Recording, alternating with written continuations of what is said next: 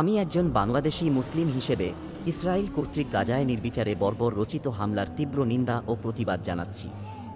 Israel গাজায় হামলা করে যুদ্ধবিরতি আইন লঙ্ঘন করেছে। ইসরায়েল নির্বিচারে গাজায় গণহত্যা চালিয়েছে। ইসরায়েল সেই হামলা থেকে রেহাই পায়নি ছোট্ট ছোট্ট শিশুসহ বৃদ্ধ ও বয়স্ক লোক। একের পর এক হামলায় গাজার বসতরি ধ্বংস করে দিয়েছে ইসরায়েল।